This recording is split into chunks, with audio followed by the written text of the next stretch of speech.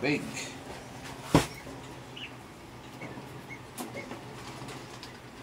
Yan ang tinatawag dyan na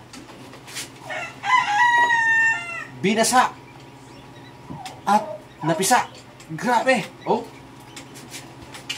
Niliguan ng water, ng tubig, pero napisa pa rin.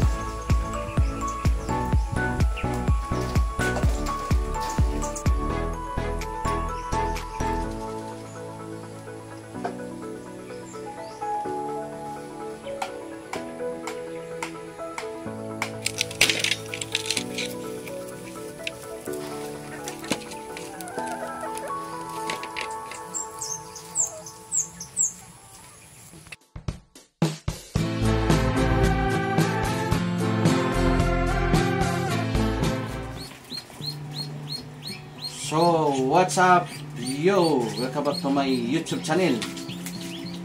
This is the secret, one of my secret ingredients of this water inside the bottle. No? So, kita nyo guys, no? Tingnan nyo po. Anong gawin natin? Yan. And dilute natin dito sa tubig. Tapos, saka natin i-spray. Okay. And syempre ito din.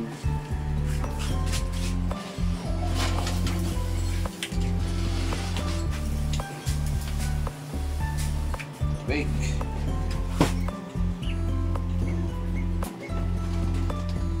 Yan ang tinatawag dyan na binasa at napisa. Grabe! Oh! Niliguan ng water, ng tubig, pero napisa pa rin.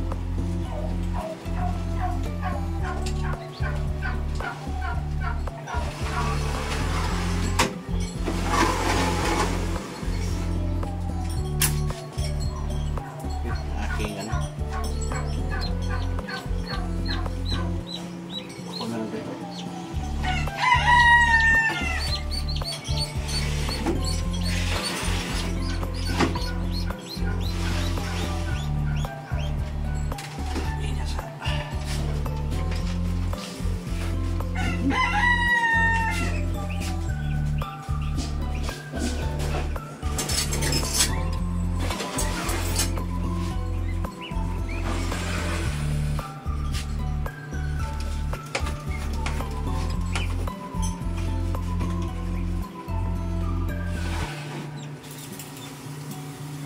Yan gawin natin pag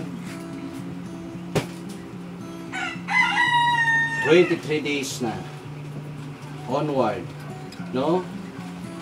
Hanggang mapisa. At least do it once a day.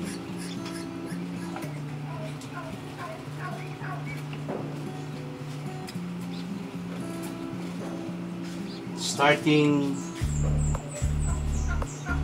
pag ang pina-incubate natin, it's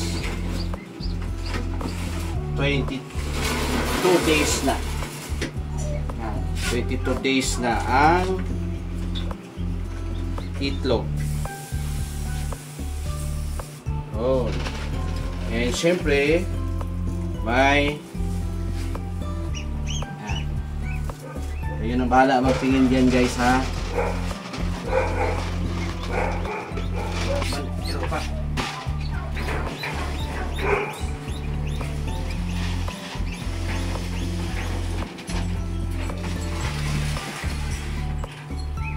Nagawa na ni Jumari ang ano, yung sagyan na ng ducklings.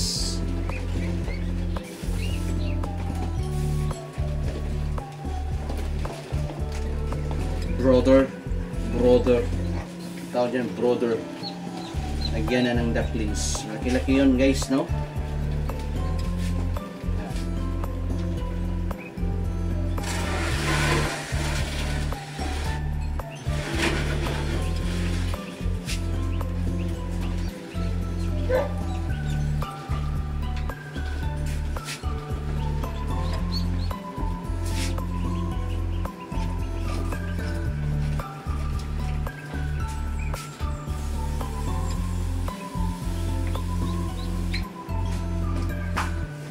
Do it once a day, take note, until the eggs is hot. And shout out from Nigeria.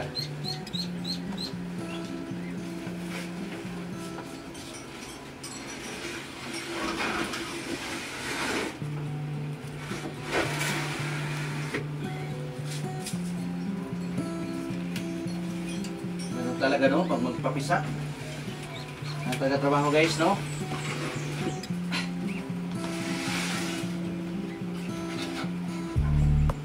Okay, promote natin yung ating tutorial program Lifetime. If you want to avail our tutorial, no? How to papisa, maximizing your potentiality to pagpapisa, paano magpapisa, no? And nandito lang po tayo sa ating programa, no? Paragi po tayong magtuturo sa pagpapisa. Yan.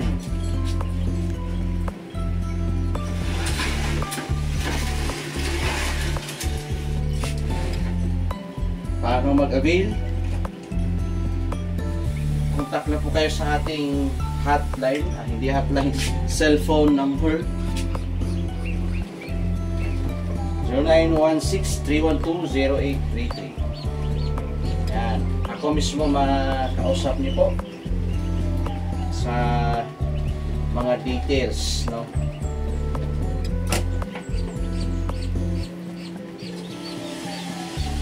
Kaya dito ko lang mismo pag nagtatanong po kayo how much ang price ng ducklings, dito po kayo tatawag sa akin para iwas po tayo sa mga modos, no? Alam mo na, pakaiba yung orderan niyo po ng mga ducklings.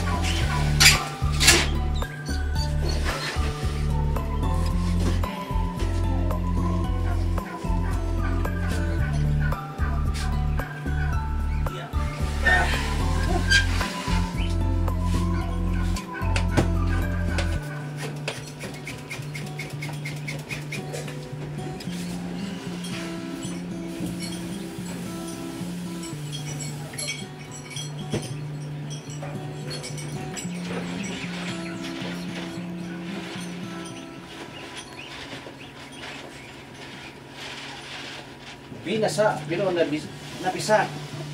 Bakit ganun? What is the logic? Anong ibig sabihin yan? Bakit binasa pero napisa pa rin? Okay, sige, maganda yan itatapik natin ngayon. Okay, bakit?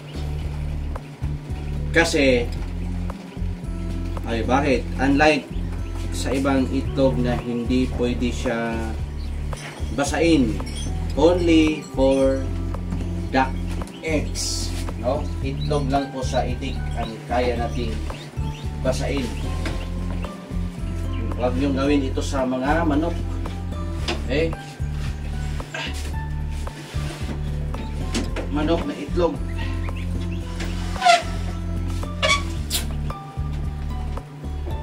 Kasi po yung itlog ng itik sobrang init, no? Pagdating ng 22 days at need talaga nila ng humidity, no? Tulad yan. Diyan na to. Nangayon na tayo dyan. Need nila ng water at kailangan nila ng tubig, no? And kasi sobrang init dahil po sa kanilang body temperature. May init po talaga ang mga itik, no? Kaya kailangan nila ng, by nature, kailangan talaga nila ng tubig, syempre.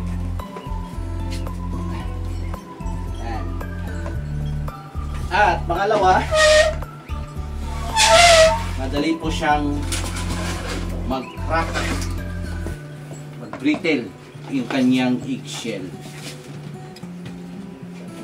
Ginawa ko na to before, guys. Yung binasa ko talaga siya mismo sa gripo, no?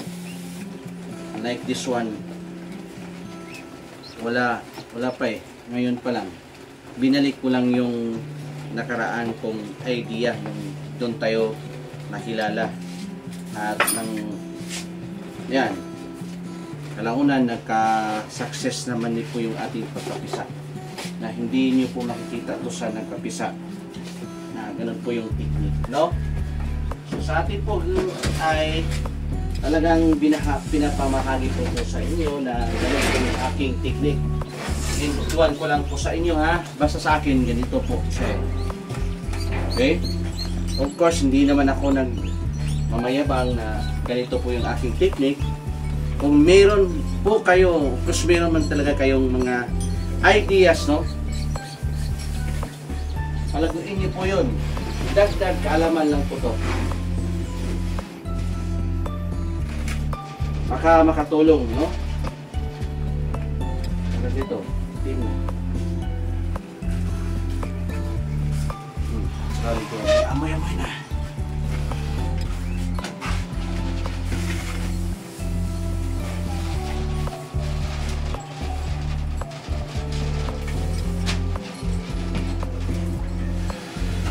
Ayan, so kailangan po ng ducklings. Mga ducklings dyan, ha. Gusto nyo ng if 1, itik Pinas, meron po tayo ma-serve dyan. Meron po tayo available only here in Itik Farming Davao YouTube channel. Ayan. At syempre guys, pag baguhan po kayo sa aking channel, nakabisit po ngayon, para hindi po mawala sa notification nyo to, i-subscribe nyo na po. And para kita-kita kayo sa mga vlog nating gagawin, no?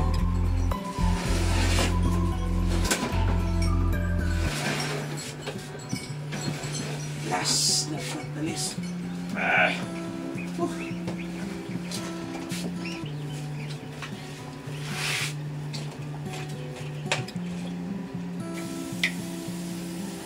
Abangan nyo to ating pinapisa. 3 days na lang bisa na to. So tingnan nyo, mapisa kaya itong ginawa ni Leo. Yan o, meron na nga ang nakapag table hatch na. Yan, uy, kalalim.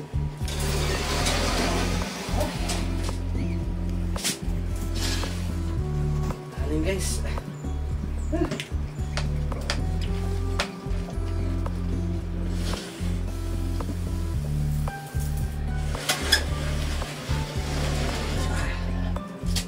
Yan.